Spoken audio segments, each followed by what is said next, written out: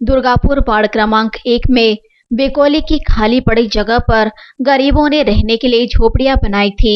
वेकोली प्रशासन ने पुलिस की मदद से गरीबों के घरों को वहां से निकलवा दिया, जिससे कई लोग बेघर हो गए। शिवसेना की ओर से बेघर हुए नागरिकों को घर के लिए शासन ने जगह उपलब्ध कराए, इसकी मांग की जा रही है।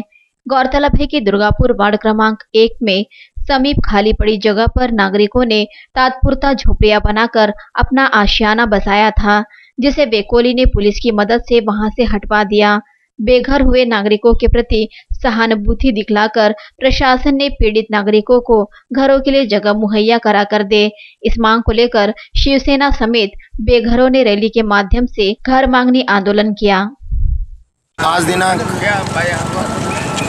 11/2 माननीय जिल्हाधिकारी कार्यालयावर शिवसेनेच्या माध्यमातून आमच्या झोपडपट्टीवासियाचा धडक मोर्चा दिलेला आहे। आम्ही याचं कारण वेकोलीची दुर्गापूर वार्ड नंबर 1 ला लागून वेकोलीची जागा आहे, पडीत जागा आहे, त्याच्यावर एक आश्रमशाळासुद्धा आहे आणि त्या आश्रमशाळेवाल्याला कोणी रोकत नाही।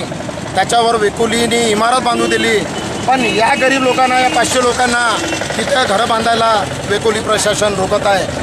आणि मेन म्हणजे पोलिसाचा दंडुकेशाहीचा वापर करून यांचा विरोध करत आहे। तर हे एवढे गरीब लोक जायचे कुठं?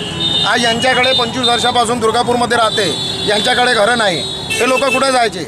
आज यांना घरं पाहिजे। आज शासनाच्या माध्यमातून मी सांगू इच्छितो का यांना घर मिळवून दिल्याशिवाय आम्ही कोणताच मार्ग सोडणार नाही। रस्ता रोकोचा असो, ताला ठोको असो, पुन्हा कोणतं आंदोलन असो, पण आम्ही हा मुद्दा सोडणार नाही। आणि आमच्या वरिष्ठांना सुद्धा आम्ही सूचना दिलेल्या आहेत। त्यांच्या माध्यमातून आम्हाला असं कळवलेलं आहे का तुम्ही या माध्यमातून शासनापर्यंत आपली मागणी पोचवा, त्या माध्यमातून आम्ही काहीतरी योग्य निर्णय घेऊ।